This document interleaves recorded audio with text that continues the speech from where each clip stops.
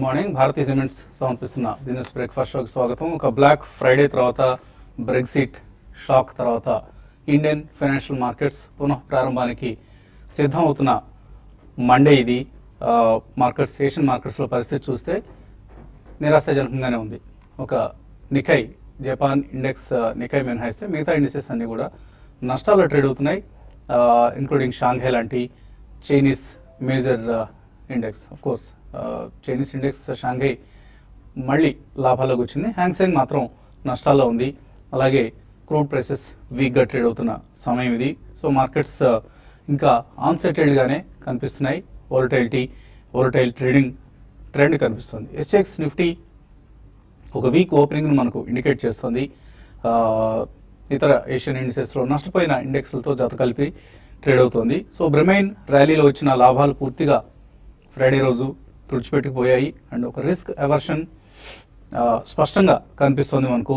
World markets బేరిష్గా మారుతున్నాయని గతంలో world's one of the very savvy investors George Soros చెప్పిన భవిష్యవాణి కొద్దిగా నిజమవుతుందా అన్న అనుమానాలు వస్తున్నాయి. అండ్ ఫ్రైడే రోజు మనం చూసాం ఒక black Friday. World over markets చాలా హ్యూజ్ లాసెస్ ఫేస్ చేశాయి. అయితే అఫ్ కోర్స్ క్లోజింగ్లో కొంత రికవరీ కనిపించింది across the world, but still Sensex 600 పాయింట్లు నష్టపోవడం చూసాం. అలాగే నిఫ్టీ కూడా సుమారుగా 180 పాయింట్లు నష్టపోయి 8088 దగ్గర క్లోజ్ అయింది. సో చాలా అన్సర్టన్ టైమ్స్ ఇవి. వచ్చే కొద్ది నెలల సమయం మనకు చాలా కీలకం. ఎప్పటికప్పుడు రకరకాల సర్దుబాట్లు, ఒడిదుడుకులు చూస్తూ ఉంటాం, ఎస్పెషల్లీ కరెన్సీ అండ్ బాండ్ మార్కెట్స్లో. సో కరెన్సీ, బాండ్ మార్కెట్స్లో వచ్చే వోల్టైలిటీ ఈక్విటీ మార్కెట్స్ని ఎఫెక్ట్ చేస్తూ ఉంటుంది. సో ఇవన్నీ కూడా ఇంటర్ రిలేటెడ్ డెవలప్మెంట్స్ అవుతూ ఉంటాయి. బ్రిటిష్ పౌండ్ లాంటివి ఇక్కడ నుంచి ఏ డైరెక్షన్లో మూవ్ అవుతాయి అన్నది కీలకం. ఎందుకంటే బ్రిటిష్ పౌండ్ మనం లాస్ట్ వీక్ చూసాం, ఫ్రైడే ఆల్మోస్ట్ ఒక 8% కరెక్ట్ కావడం చూసాం. సో అక్కడ నుంచి ఏ డైరెక్షన్లో వెళుతుంది, యూకే పౌండ్ ఇంకా బలహీనపడుతుందా, బలహీనపడితే దాని ప్రభావం డాలర్ లాంటి కరెన్సీస్ మీద ఏ విధంగా ఉంటుంది, డాలర్ ఇంకా స్ట్రెంత్ పుంజుకుంటుందా, ఇటువంటివన్నీ కూడా. అలాగే జపనీస్ యెన్, ఈ ఉదయం జపనీస్ మార్కెట్స్ లాభాల్లో ట్రేడ్ అవుతూ ఉండడానికి ప్రధాన కారణం జపనీస్ యెన్ను ఒక కంట కనిపెట్టి ఉండమని జపాన్ ప్రైమ్ మినిస్టర్ అక్కడే ఆర్థిక మంత్రికి సూచన ఇచ్చారు. సో మరింత స్ట్రెంథన్ కాకుండా యెన్ని చూసుకోమంటూ ఆయన ఇచ్చిన సలహా ఈక్విటీ మార్కెట్స్ మీద పనిచేస్తోంది. సో అందుకనే నికై ఆల్మోస్ట్ 1.5% లాభంతో ట్రేడ్ అవుతున్నట్లు కనిపిస్తుంది. సో ఇలా ఎప్పటికప్పుడు రకరకాల డెవలప్మెంట్స్ చోటు చేసుకుంటూ ఉంటాయి. యూరోపియన్ యూనియన్ నుంచి మరిన్ని దేశాలు బయటకు వెళ్తాయా, లేదా యూరోపియన్ యూనియన్లోనే మనుగడ సాగిస్తాయా? ముఖ్యంగా గ్రీస్ లాంటి చిన్న దేశాలకు యూరోపియన్ యూనియన్ నుంచి ఎగ్జిట్ ఉండొచ్చు అన్న ఒక అంచనా మార్కెట్స్లో ఉంది. అలాగే కరెన్సీ మార్కెట్స్లో ఎటువంటి డెవలప్మెంట్స్ చోటు చేసుకుంటాయి. ఇవన్నీ రకరకాల అంశాలు, ఎవరికి ఏమీ తెలియదు. అందరం ఏదో ఒక డార్క్ రూమ్లో పడేస్తే ఎలా తచ్చట్లాడుతూ తిరుగుతూ ఉంటామో కళ్ళు కనపడక, అటువంటి పరిస్థితి. అమెరికా అధ్యక్షుడికి కాదు, బ్రిటన్ ప్రైమ్ మినిస్టర్ కాదు, ఎవరికి ఏమీ తెలియదు. మేమంతా ఏదో తెలిసినట్లుగా మాకు తెలిసిన ముక్కలు నాకు చెప్తూ ఉంటాం. సో జాగ్రత్తగా ఎవరికి వాళ్లే తెలివైన నిర్ణేతలు కావాలి. సో మీ పోర్ట్ఫోలియో సంబంధించి మీరే బెస్ట్ జడ్జ్. సో చాలా కేర్ఫుల్గా ఉండండి. మాకు తోచిన సలహాలు, సమాచారం మేము అందజేసే ప్రయత్నం చేస్తుంటాం. But ultimately you are responsible for your portfolios. చాలా వోలటైల్ టైమ్స్ మన ముందు ఉన్నాయి. కొంతమంది దీన్ని లేమన్ బ్రదర్స్ క్రైసిస్ సమయంతో పోలుస్తున్నారు, మరి కొంతమంది అంత ప్రమాదం ఏం లేదు అంటున్నారు. సో ఓ మధ్య మార్గంగా బహుశా ఉండవచ్చు. ఎందుకంటే లేమన్ బ్రదర్స్ అనేది ఒక బిగ్గెస్ట్ ఫైనాన్షియల్ క్రైసిస్. అప్పట్లో యుఎస్ బ్యాంకింగ్ సిస్టమ్ కొలాప్స్ అయిపోయింది లేమన్ బ్రదర్స్ క్రైసిస్ టైంలో 2008లో. సో అంత తీవ్రమైన పరిణామాలు ఇప్పుడు ఫైనాన్షియల్ మార్కెట్ సంబంధించి ఉండకపోవచ్చు. ఎందుకంటే ఇంకా యూకేలో బ్యాంక్స్ కొలాప్స్ కాలేదు. సో యూకేలో బ్యాంక్స్ కొలాప్స్ అయితే అప్పుడు మళ్ళీ దాన్ని మనం లేమన్ బ్రదర్స్ క్రైసిస్తో కంపేర్ చేయడానికి వీలు దొరుకుతుంది. అదర్వైజ్ అంతటి సివియారిటీ ఉంటుందని నేను వ్యక్తిగతంగా అనుకోవట్లేదు. ఎందుకంటే మార్కెట్స్లో రకరకాల అభిప్రాయాలు ఉన్నాయి. మన అనలిస్ట్ కూడా మీకు వాళ్ళ ఒపీనియన్స్ చెప్తారు. బట్ స్టిల్ అంతటి ప్యానిక్ కావాల్సిన అవసరం లేదు. అలాగని చెప్పేసి అగ్రెసివ్గా కాస్త పడగానే కొనుక్కోవాల్సిన సమయం కూడా కాదు ఇది. సో చాలా తెలివైన నిర్ణయాలు తీసుకోవాల్సిన సమయం ఇది ఈ ఉదయం మీకు చెప్పదలుచుకున్న అంశం. మన అనలిస్ట్ సిద్ధంగా ఉన్నారు. సో ఫ్రైడే రోజు మీరు మిస్ అయ్యారు బ్రెగ్జిట్ పరిణామాలను విశ్లేషించేందుకు. సో 3 రోజుల సమయం మీకు దొరికింది. 3 రోజుల్లో ఎటువంటి అవగాహన ఏర్పడింది మీకు? ఒకటే మెయిన్ ఇష్యూ ఏమొచ్చిందంటే మార్కెట్ అసలు దీనికి ప్రిపేర్ అవ్వలేదండి. అందుకే అసలు మార్కెట్ ప్రైస్ కానీ మార్కెట్ పార్టిసిపెంట్స్ కానీ అసలు ఈవెన్ సైకలాజికల్ గా కూడా అసలు ఎవరు సిద్ధంగా లేరనమాట అసలు ఈ సిచ్యువేషన్ రావడానికి. దానివల్ల రియాక్షన్ ఎంత షార్ప్ గా ఉందండి. జనరల్గా ఏంటంటే ఈవెంట్స్ ముందు నుంచే ప్రైస్ కొద్దిగా కరెక్షన్ అయిపోయి అలా ఉంటే ఏంటంటే అప్పుడు రియాక్షన్ వేరుగా ఉంటుంది. ఎక్కువ అసలు ఆల్మోస్ట్ 100% అసలు మెంటల్ గా సైకలాజికల్ గా ఫైనాన్షియల్ గా అన్నిటికీ ప్రిమైన్ కి రెడీ అయిపోయి ఉన్నారు కాబట్టి అంటే ఉన్నటువంటి రియాక్షన్ కొంచెం సివియర్ గా వచ్చిందండి. సో ఇంకోటి ఏంటంటే ఇప్పుడు వరల్డ్ స్ట్రక్చర్ మారిపోతుంది అంటే మనకు తెలిసినట్టు కదా 30-40 ఏళ్ళ నుంచి చూసిన వరల్డ్ స్ట్రక్చర్ అయితే అది మారిపోతుంది. ఇప్పుడు మళ్ళీ స్కాట్లాండ్ ఇంగ్లాండ్ నుంచి వెళ్ళిపోవడానికి మళ్ళీ వాళ్ళు కొత్త రెఫరెండం తీసుకురావచ్చి అన్నిటి ఒక యూకే అనేది అయితే ఉంది. మనకి చిన్నప్పుడు మనం పుట్టిన దగ్గర నుంచి యూకే అనేది అయితే ఉన్నామో అది ఇక ఉండదండి. ఎందుకంటే 309 ఏళ్ల క్రితం 1707లో తయారైన యూకే ఏదైతే ఉందో ఇప్పుడు అది ముక్కలవబోతుంది. సో ఇవన్నీ ఏంటంటే చాలా కొత్త కొత్త పరిణామాలు అండి. ఇప్పుడు మీరు అన్నట్టు ఎవరికేం తెలియదు. అందులో ఇప్పుడు ప్రైమ్ మినిస్టర్ కూడా మారిపోతున్నారు. అక్కడ రిజైన్ చేశారు కాబట్టి 3 నెలలు ఇంకో కొత్త ప్రైమ్ మినిస్టర్ వచ్చారు. కొత్త ప్రైమ్ మినిస్టర్ ఎవరు వస్తారో కూడా ఇంకా వచ్చిన వాళ్ళు ఎలా హ్యాండిల్ చేస్తారో తెలియదు. యూరోపియన్ యూనియన్ వాళ్ళు మాత్రం తొందరగా వీళ్ళు వెళ్ళిపోతున్న బెటర్ అన్సర్టనిటీ లేకుండా ఉంటుందని చెప్పేసి బ్రిటన్ వాళ్ళు వెళ్ళిపోవాలని వాళ్ళు ఇండికేట్ చేశారు. ఇప్పుడు ఇలా ఉంటే ఈ సందర్భంలో ఇప్పుడు గ్రీస్ వెళ్ళిపోవడం అనేది జస్ట్ మ్యాటర్ ఆఫ్ టైం అనిపిస్తుంది. తర్వాత ఇటలీ, ఫ్రాన్స్ కూడా మొదలు పెడతాయి. లోకల్ పొలిటీషియన్స్ కొంతమంది వెళ్ళిపోవడానికి సిద్ధంగా ఉన్న కూడా ఉన్నారు ఆ కంట్రీస్. సో ఓవరాల్ గా అసలు యూరోపియన్ యూనియన్ ఉంటుందా, యూరో కరెన్సీ ఉంటుందా అనేది ఇప్పుడు మెయిన్ సెన్స్. అయితే మన జనరేషన్ లో డాలర్ కి ఇక ఇంకా స్ట్రెంత్ పెరిగిపోతుందండి. మన జనరేషన్ లో ఇక డాలర్ ని ఛాలెంజ్ చేసే కరెన్సీ ఇంకోటి చూడమేమో. ఎందుకంటే యూరో అనేది ఒక ప్రయత్నం, ఏది ఒక డాలర్ కి ఒక అట్లీస్ట్ కాంపిటీషన్ క్రియేట్ చేద్దాం అనేది యూరో ఒక ప్రయత్నం. ఇక మన జనరేషన్ లో మనం ఇక డాలర్ కి పోటీ మనం చూడకపోవచ్చు. సో మనం మోడీ గారిని ఎన్నుకున్నప్పుడు అందరం 25 రూపాయలు వచ్చేస్తుంది, డాలర్ 30 రూపాయలు వస్తుంది, లేదా ఇంకా తగ్గొచ్చు అని చాలా కళ్ళగాను. ఇప్పుడు అవి కష్టం అండి. ఎందుకంటే ఇప్పుడు 70 రూపీస్ అనేది జస్ట్ మ్యాటర్ ఆఫ్ డేస్. ఇక తర్వాత ఏంటంటే 70 క్రాస్ అయిన తర్వాత 70 ఇటువంటి టైంలో రఘురామ్ రాజన్ లేకపోవడం కూడా చాలా పెద్ద ఇష్యూ అండి. ఎందుకంటే అట్లీస్ట్ వరల్డ్ ఎకానమీ గురించి ఒక అవగాహన ఉన్నాయని కాబట్టి ఏంటంటే ఆయన హ్యాండిల్ చేసే విధానం కొంచెం బాగుండి ఉండొచ్చు. కానీ ఇప్పుడు ఏంటంటే కొత్తగా వచ్చే వాళ్ళు కూడా వాళ్ళు ఎఫిషియెంట్ టాలెంటెడ్ పీపుల్ ఉంటారు, కానీ అవగాహన అంతగా ఉంటుంది అనేది ఎప్పటికప్పుడు మనం మంచి గవర్నర్స్ చూసాం.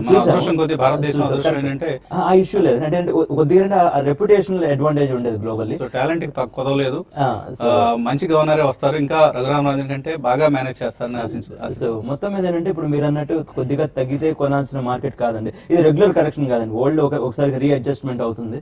సో వాచ్ చేసి పెట్టండి. మేము ఉన్న పోర్ట్ఫోలియోస్ ఏమైనా ఉంటే అయితే డొమెస్టిక్ ఎకానమీ బేస్డ్ స్టాక్స్ ఏవైతే ఉంటాయో వాటి ప్రాబ్లం అంటే ఎక్స్పోర్ట్స్ లేవు, డాలర్ ఎక్స్పోజర్ లేదు, అంటే కరెన్సీ ఎక్స్పోజర్ లేదు, అటువంటి వాటికి ఏంటంటే పెద్ద ఇబ్బంది లేని టైం అండి. సో ఇప్పుడు అవి కూడా ఎంత హడావిడి పడకపోవాల్సిన అవసరం లేదు, కొంచెం కరెక్షన్ వస్తుందని అనిపిస్తుంది. అవి వచ్చిన తర్వాత మళ్ళీ డిస్కస్ చేద్దాం ఏ స్టాక్స్ కొనాలి అనేది. ఇప్పుడు ఎందుకంటే ఇప్పుడు స్టాక్ స్పెసిఫిక్ ఐడియాస్ తీసుకునే లాంటి సందర్భం కాకపోవచ్చు ఇది యాక్చువల్లీ. సో ఓకే, సో మనం రఘురామ్ రాజన్, అరవింద సుబ్రహ్మణ్యన్ కాస్త మెచ్చుకున్నప్పుడల్లా సుబ్రహ్మణ్య స్వామి భక్తులు మన కార్యక్రమాన్ని చూసేవారిలో సుబ్రహ్మణ్య స్వామి భక్తులు కూడా కొద్దిమంది ఉన్నారు. సో వారికి మనస్తాపం కలుగుతుంది, క్లేశం కలుగుతుంది. సో అటువంటి మనస్తాపం కలిగించే ఉద్దేశం మాకు ఎంత మాత్రం లేదు. సుబ్రహ్మణ్య స్వామి అంటే మాకేమీ ద్వేషం కానీ కోపం కానీ లేవు. సో అటువంటి వాళ్ళు ఎప్పుడైనా మన వ్యవస్థని డిస్టర్బ్ చేసే ప్రయత్నం చేస్తున్నప్పుడు కొద్దిగా బాధ కలుగుతుంటుంది, అంతే, అంతమించి మరేమి లేదు. సో మీరు ట్రేడర్స్కి ఎటువంటి టెక్నికల్ సజెషన్స్ ఇస్తారు ఈ సమయంలో? బేసికలీ మనకి చార్ట్ ప్యాటర్న్ చూస్తే కనుక మనకి ఫ్రైడే రోజు 200 పాయింట్స్ డౌన్ ఓపెన్ అయ్యి ఆల్మోస్ట్ మనకి 300-320 పాయింట్స్ కిందకి వెళ్ళటం చూసాం.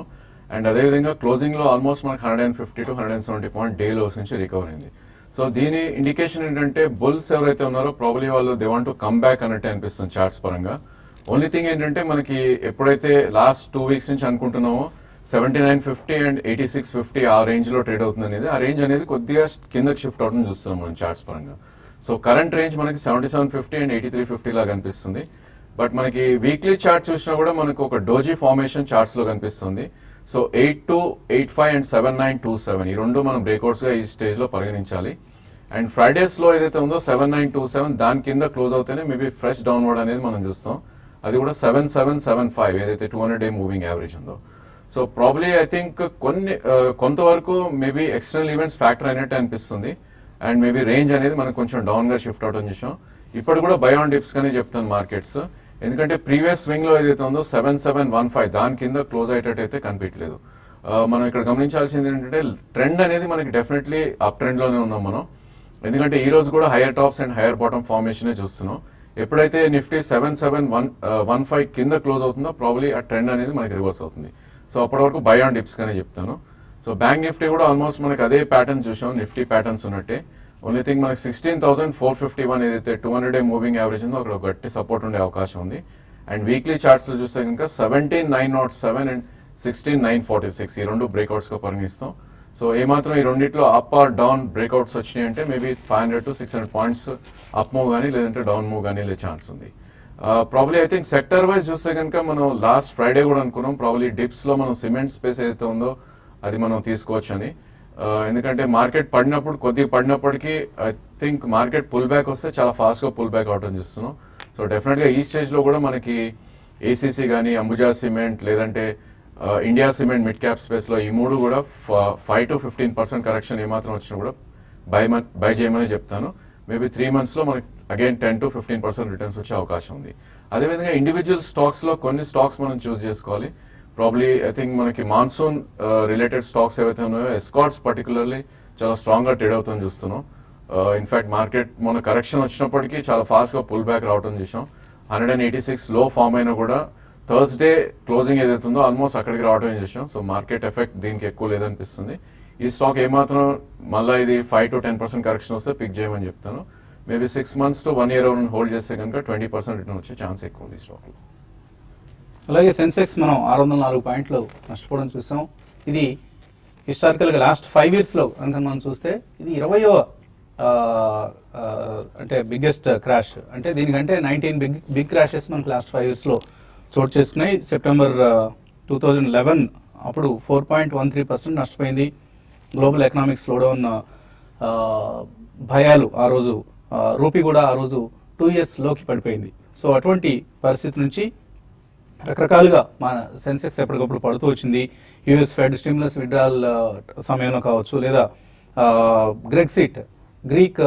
గ్రీస్ దేశం యూఏ నుంచి ఎగ్జిట్ అవుతుంది అనుకున్న సందర్భంలో కావచ్చు, ఇలా రకరకాల సందర్భాల్లో మార్కెట్స్ పడుతూ వచ్చాయి. ఫ్రైడే రోజు మనం చూసింది అంత పెద్ద క్రాష్గా మనం భావించాల్సిన అవసరం లేదంటే వరల్డ్ పేపర్స్లో కొన్ని వార్తలు వచ్చాయి. అలాగే మనం ఎక్స్పోర్ట్ ఓరియంటెడ్ స్టాక్స్ వదిలేసి ఇండియా గ్రోత్ స్టోరీ మీద ఎవరికైనా ఒకవేళ నిజంగా నమ్మకం ఉంటే, ఇండియన్ గ్రోత్ స్టోరీని నమ్మిన వాళ్ళు ఎవరైనా ఉంటే అటువంటి వాళ్ళు తప్పకుండా ఇండియా ఫోకస్డ్ కంపెనీస్ కొన్ని ఉంటాయి. అంటే ఓన్లీ వాళ్ళకి ఫారెక్స్ రిజర్వ్స్, ఫారెక్స్ ఎర్నింగ్స్ ఏమి ఉండవు, ఓన్లీ ఇండియన్ రూపీలోనే ఎర్నింగ్స్ వాళ్ళే ఉంటాయి. అటువంటి కంపెనీస్ కొన్నిటిని బ్రోకింగ్ సంస్థలు రికమెండ్ చేయడం జరుగుతుంది. వాటిలో బైక్ హాస్పిటాలిటీ, టూరిజం, ట్రావెల్ ఇండస్ట్రీకి సంబంధించిన కంపెనీ ఇది. అలాగే సియరామ్ సిల్క్ మిల్స్, ఒక లీడింగ్ మ్యానుఫ్యాక్చరర్, బ్లెండెడ్ ఫ్యాబ్రిక్ని తయారు చేసేది మనందరికీ తెలిసిన సియరామ్ టెక్స్టైల్స్ కంపెనీ ఇది, సియరామ్ సిల్క్ మిల్స్. అలాగే జే కుమార్ ఇన్ఫ్రా, రోడ్లు, ఫ్లైఓవర్స్, హైవేస్ ఇటువంటివి నిర్మించే కంపెనీ. ఈ కంపెనీ కూడా ఎటువంటి విదేశీ గొడవల తాలూకు ప్రభావం ఉండని కంపెనీ. అలాగే Repco home finance, one of the leading financial services company home finance రంగంలో. ఎల్ఎన్టీ ఫైనాన్స్ హోల్డింగ్స్, ఇటువంటి స్టాక్స్ని సెలెక్ట్ చేసి పెట్టుకుంటే ఇన్వెస్ట్ చేయొచ్చు, పోర్ట్ఫోలియోస్లో యాడ్ చేసుకోవచ్చు. వీటి మీద రెగ్సిట్లు ఇటువంటి ప్రభావాలు చాలా తక్కువగా ఉండే స్టాక్స్ ఇవి. కాలర్స్ లైన్లో ఉన్నారు. మొదటి కాలర్ ధర్మారావు హైదరాబాద్ నుంచి. హలో ధర్మారావు, అడగండి. ఓకే అండి, ధర్మారావు గారు కాల్ కట్ అయింది. రెండో కాల్ తీసుకుందాం. హలో హలో హలో, యా, మీ పేరండి? విమల అండి. ఏమండి విమల? అడగండి విమల గారు. భారత్ ఎలక్ట్రానిక్స్ 1295 లో తీసుకున్నా అండి. ఓకే అండి, ఇదంటే లాంగ్ టర్మ్ కోసం తీసుకున్న పొజిషనా? పొజిషనల్ కాల్ తీసుకున్నా అండి, 10 to 12 days time. Positional call గా భారత్ ఎలక్ట్రానిక్స్ తీస్తున్నారు. ఏం చేయమంటారు?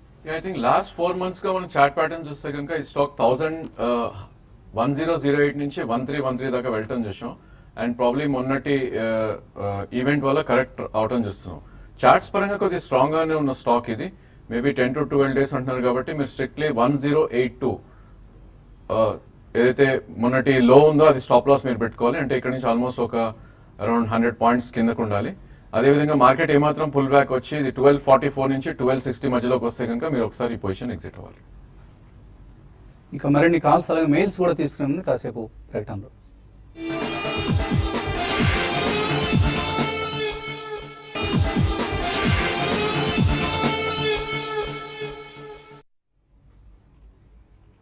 భారతీయ సిమెంట్స్ సమర్పిస్తున్న బిజినెస్ బ్రేక్ఫాస్ట్ షోకి తిరిగి స్వాగతం. ఎస్ఎక్స్ నిఫ్టీ 8048 దగ్గర ట్రేడ్ అవుతుంది. 30 పాయింట్ల నష్టంతో, ఒక దశలో సుమారుగా 60 పాయింట్ల నష్టంతో కనిపించింది ఎస్ఎక్స్ నిఫ్టీ. సో కొంత లాసెస్ తగ్గాయి కాబట్టి మేబీ మార్కెట్స్ ఒక flat to slightly negative opening కోసం సిద్ధమవుతున్నట్లు కనిపిస్తుంది. కాలర్స్ లైన్లో ఉన్నారు. ధర్మారావు హైదరాబాద్ నుంచి. హలో, నమస్కారం అండి. నమస్తే అండి, అడగండి. నేను శుక్రవారం నాడు 20,000 రూపాయల ఈ మ్యూచువల్ ఫండ్స్ ఇన్వెస్ట్ చేశానండి. వాటిలో ఎన్ఏవి ఎప్పుడు డిక్లేర్ చేస్తారండి? అసలు చేస్తారా? అంటే ఆ రోజు ఉన్న ఎన్ఏవిలో మీరు కొనుంటారు. ఆ రోజు ఉన్న ఎన్ఏవి ప్రకారం మీకు ఆ రోజు ఎన్ఏవి ఎప్పుడు డిక్లేర్ చేస్తారు? ఆ రోజు సాయంత్రానికి మీకు మీరు ఏ స్కీమ్స్ లో ఇన్వెస్ట్ చేశారు? Birla sun life tax saving 96. Tax saving అంటే మీకు సెక్షన్ 80C ప్రయోజనం అవసరం అయిందా? అవునండి. Okay okay. సో నార్మల్గా ఆ రోజు ఉన్న ఎన్ఏవి ప్రకారం మీకు అలాట్ చేస్తారు యూనిట్స్ని. ఆ రోజు ఈవినింగ్ మీరు వెబ్సైట్లో కానీ ఎక్కడైనా వాల్యూ రీసెర్చ్ లాంటి వెబ్సైట్స్లో మీరు చూస్తే మీకు అప్పటి ఎన్ఏవి ఆ రోజు ఎన్ఏవి మీకు దొరుకుతుంది. అడగండి ధర్మారావు గారు, ఇంకా ఏంటి సందేహం? అది ఇంకా ఇంతవరకు డిక్లేర్ చేయలేదు సార్. అది చేస్తారండి, చేయకపోవటం అంటే ఏమి ఉండదు. అది మోస్ట్ లైక్లీ ఇవాళ మధ్యాహ్నం 12 టైంలో చూడండి, అప్పటికి మీకు డెఫినెట్ గా అప్డేట్ వచ్చేస్తుంది. ఒకవేళ మీకు అప్డేట్ కాకపోయి ఉంటే మీకు జగన్నాథ్ గారు చెప్పినట్లుగా ఇవాళ మధ్యాహ్నం మీరు ఒకసారి చెక్ చేసుకోండి, తప్పకుండా డిక్లేర్ అవుతుంది. అండ్ ఆ రోజు ఉన్న ఎన్ఏవి ప్రకారం మీకు యూనిట్స్ అలాట్ చేయడం కూడా జరుగుతుంది. అండ్ ఎక్కువ వరీ కాకండి, మంచి స్కీమ్లో ఇన్వెస్ట్ చేశారు మీరు. One of the best performing tax saving scheme. So Friday invest చేయడం కూడా మీకున్న ఒక మంచి రిస్క్ టేకింగ్ ఎబిలిటీని సూచిస్తుంది. కాబట్టి మీరు ఏ మాత్రం ఆందోళన చెందాల్సిన అవసరం లేదు, చాలా హాయిగా మీ రోజును గడపండి. సురేష్ వైజాగ్ నుంచి తర్వాత కాలర్. హలో, హలో, అడగండి సురేష్. ఇంకా మా దగ్గర Infosys 95 shares average all once ఉన్నాయి, అంటే 1111. లాంగ్ టర్మ్ కోసం నేను తీసుకున్నాను. ఈ బ్రెగ్జిట్ ఇవన్నీ చూసిన తర్వాత మరి ఉంచుకోవాలా, ప్రైవేట్ బుక్ చేసుకోవాలా అని పొజిషన్. అంటే ఇన్ఫోసిస్ మీద ఇష్టంతో తీసుకున్నారా, ఈ ఆల్ వన్స్ అన్న సెంటిమెంట్ తో తీసుకున్నారా? లేదు సార్, అది యావరేజ్ అవుతూ ఉంటే ఆల్ వన్స్ అయింది. అది వెరీ గుడ్, కంగ్రాచులేషన్స్. మంచి రేట్లో మీరు కొనడం జరిగింది ఇన్ఫోసిస్ ని. హోల్డ్ చేయమంటారా? ఇప్పుడు ఈ బ్రెగ్జిట్ ప్రభావం ఏదైనా ఉంటుంది? అది హోల్డ్ చేయండి. ఇప్పుడు యాక్చువల్గా ఏంటంటే ఇప్పుడు రూపీ వీక్ అయ్యి డాలర్ కనుక స్ట్రాంగ్ అయితే ఇవన్నీ ఏంటంటే ఇన్ఫోసిస్ లాంటి కంపెనీస్కి పాజిటివ్ న్యూస్ అండి. ఐటీ కంపెనీస్కి, ఎక్స్పోర్ట్ డ్రివెన్ కంపెనీస్కి ఏంటంటే ఇవన్నీ పాజిటివ్ న్యూసే. హోల్డ్ చేయమని చెప్తానండి.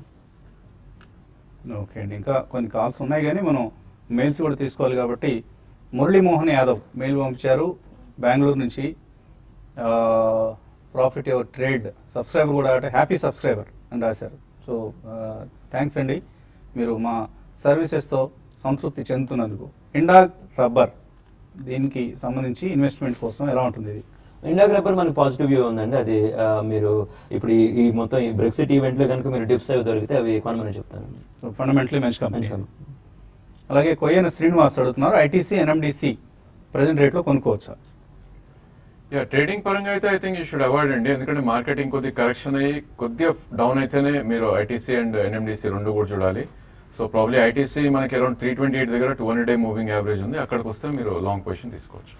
శరణ్ అనంతపురం నుంచి అడుగుతున్నారు, ఆరతి డ్రగ్స్ 520 రూపాయల్లో హ్యూజ్ క్వాంటిటీ ఉన్నాయట, ఎన్ని ఉన్నాయన్నది మనకు వెల్లడించలేదు.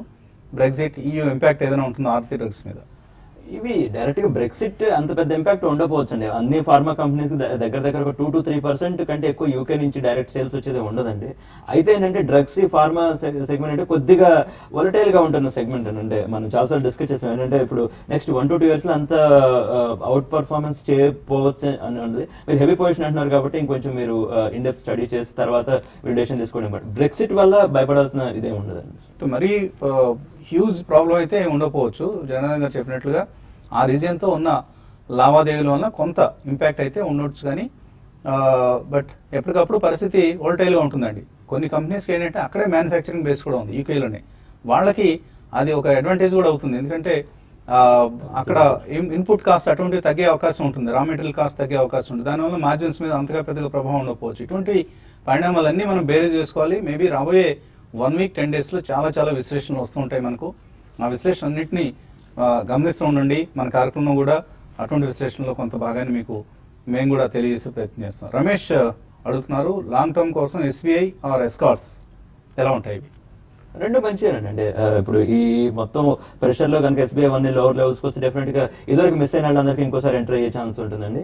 ఎస్కార్ట్స్ ఏంటంటే కొద్దిగా మాన్సూన్ రిలేటెడ్ ప్లే, ఇటువంటి ఏంటంటే అసలు బ్రెక్సిట్ సంబంధం ఉండదండి. అంటే వాటంతటా అవే పెరిగేలాంటి షేర్స్, సో రెండు it's one of the pure play domestic play company. అటువంటి చాలా ఉండండి. ఇప్పుడు ఈ టైంలో ఫోకస్ చేస్తున్న డొమెస్టిక్ కన్సంప్షన్ అండి. డొమెస్టిక్ కన్సంప్షన్ బ్రెక్సిట్ కి సంబంధం లేదు, చైనా సంబంధం లేదు, అమెరికా సంబంధం లేదు. అంటే ప్యూర్ ప్లే ఇండియా అనేవి ఫోకస్ చేయండి. ఇందాక మనం అనుకున్న కొన్ని కంపెనీస్ కూడా ఆ కోకే చెందుతాయి. పౌండ్స్ కొనుక్కోవచ్చా ఈ సమయంలో? శ్రీనివాస్ దత్ అట్లాంటా యుఎస్ఏ నుంచి మంచి నిర్ణయం కాదండి. ఎందుకంటే ఇప్పుడు కొనుక్కొని cell of once value bounce back అని అడుగుతున్నారు. ఇక్కడ నుంచి ఇంకా కొద్దిగా క్షీణించే అవకాశం ఉంది గ్రేట్ బ్రిటన్ పౌండ్. మీరు యుఎస్ఏలో ఉంటున్నారు కాబట్టి bet on dollar. Dollar is the most betable currency as of now. So don't buy British pounds as of now అండి. మేబీ ఇంకా కొంచెం క్షీణించినప్పుడు అప్పుడు రిస్క్ తీసుకోవచ్చు, నాట్ నౌ. జయరామ్ రెడ్డి అడుగుతున్నారు, హనింగ్ టాయ్స్ యావరేజ్ ప్రైస్ 82 రూపీస్. అలాగే స్పేర్ గ్లోబల్ సర్వీసెస్ ఇంతకుముందు colour chips అట 89లో కొన్నారు.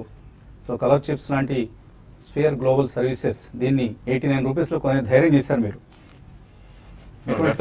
డెఫినెట్లీ నో అండి, ఇవన్నీ కూడా డెడ్ క్యాట్ బౌన్సెస్. ఇన్ఫాక్ట్ హనూక్ టాయ్స్ కూడా I think you should avoid and get out. కొద్దిగా పుల్ బ్యాక్ వచ్చి ఏమాత్రం 12-13 వస్తే కనుక ఎగ్జిట్ అయిపోవడం బెటర్. సో మీరు బాగా స్పెక్యులేటివ్ కౌంటర్లు వెంటబడుతున్నారండి. ఈవెన్ ఆప్టో సర్క్యూట్స్ కూడా మీరు రాసిన మరొక కౌంటర్, ఇది కూడా అటువంటి కౌంటర్. జాగ్రత్తగా ఉండండి, చాలా నష్టపరుస్తాయి ఇటువంటి స్టాక్స్. మనకు చక్కటి ఫండమెంటలీ గుడ్ కంపెనీస్ అందుబాటులో ఉన్నప్పుడు why should we go and buy speculative counters unless మీకు బాగా అటువంటి వ్యామోహం ఉంటే తప్ప. సరస్వతి దేవి అడుగుతున్నారు, అరవింద్ షేర్స్ కొన్నారట, పొజిషన్ ఉంది ఇంకా, దాన్ని హోల్డ్ చేయొచ్చా, ఎగ్జిట్ కావచ్చా? డెఫినెట్ గా హోల్డ్ చేయొచ్చండి. ప్రాబ్లీ ఇన్ఫాక్ట్ ఇంకొద్ది కరెక్ట్ అవుతే యాడ్ కూడా చేయొచ్చు ఈ స్టాక్. ప్రాబ్లీ 282 and 283 మధ్యలో వస్తే కనుక I think you should add more. Probably 6 months to 1 year మీరు హోల్డ్ చేస్తే కనుక దాని లైఫ్ టైమ్ హై అరౌండ్ 360-365 దాకా వెళ్ళే ఛాన్స్ ఎక్కువ ఉంది. గోపి అడుగుతున్నారు 6 months కోసం అట, ఐటీసీ వి గార్డ్ ఇండస్ట్రీస్ ఈ లెవెల్లో కొనుక్కోవచ్చా? వీగార్డ్ ఇండస్ట్రీస్ చాలా మంచి కంపెనీ. అంటే మీరు డిప్స్ వచ్చినప్పుడు కొనమని చెప్తానండి. అది అఫ్ కోర్స్ ర్యాలీ కూడా ఆల్మోస్ట్ 200 నుంచి 1100 అయిందండి, 5 times అయిపోయింది. బట్ అయినా కూడా డిప్స్ వచ్చినప్పుడు కొనమని చెప్తానండి. ఇక ఐటీసీ అంటారు, ఇప్పుడు నిఫ్టీ ఓవరాల్ గా కనుక అండర్ పర్ఫార్మ్ చేస్తుంది అనుకున్న పక్షంలో ఐటీసీ పర్ఫార్మ్ చేయడం కష్టం ఉండదు. అంటే 10% వెయిటేజ్ ఉంది కాబట్టి. సో ఆ రకంగా లార్జ్ క్యాప్స్ ఇప్పుడు కొంచెం డిప్స్ కోసం వెయిట్ చేయడం బెటర్. 8K మైల్స్ కొన్నారట 1828 రూపాయల్లో. కోటేశ్వరరావు హైదరాబాద్ నుంచి అడుగుతున్నారు, 1 year టైం ఫ్రేమ్ ఉంది ఆయనకి, మంచి రిటర్న్స్ వస్తాయా? ప్రాబ్లీ స్టాక్ చూస్తే కనుక మనకు ఆల్రెడీ ఇది 400 రూపీస్ నుంచి అరౌండ్ 2200 దాకా వెళ్ళి ఇప్పుడు అరౌండ్ 1750 రేంజ్ లో ట్రేడ్ అవుతుంది. సో మీరు 17-20% రిటర్న్ కోసం if you are waiting I think అది అచీవబుల్ అండి. బట్ ఇలాంటి స్టాక్ మీరు స్ట్రిక్ట్లీ స్టాప్ లాస్ పెట్టుకోవాలి. మొన్నటి స్వింగ్ లో ఏదైతే ఉందో 1480 మీరు స్టాప్ లాస్ పెట్టి హోల్డ్ చేయండి. లాస్ట్ మెయిల్ ప్రభాకర్ బెంగళూరు నుంచి, DLF, IDBI bank, Biocon, Adani power, Jindal steel and power ఇవన్నీ హోల్డ్ చేస్తున్నారు. నెక్స్ట్ 6 months to 1 year కోసం హోల్డ్ చేయొచ్చు. మీరు చెప్పిన నేమ్స్ అన్ని బాగానే ఉన్నాయండి ఓవరాల్ గా. అయితే ఏంటంటే ఇది పవర్, ఇప్పుడు జిందాల్ పవర్ 2 పవర్ కంపెనీస్ చెప్పారు. వాటిలో ఏంటంటే Adani and Jindal steel and debt ఎక్కువ ప్రాబ్లం వల్ల ఏంటంటే మధ్య మధ్యలో ప్రెషర్ వస్తూ ఉంటుంది. అవి కొద్దిగా అవాయిడ్ చేయండి. డిఎల్ఎఫ్ కూడా చెప్పినట్టున్నారు, అది కూడా అవాయిడ్ చేయండి. మిగిలిన 2 కంపెనీస్ బాగానే ఉన్నాయండి సార్. సో ఇది ఇవాల్టి బిజినెస్ బ్రేక్ఫాస్ట్. మధ్యాహ్నం స్మార్ట్ ఇన్వెస్టర్లో మళ్ళీ కలుద్దాం.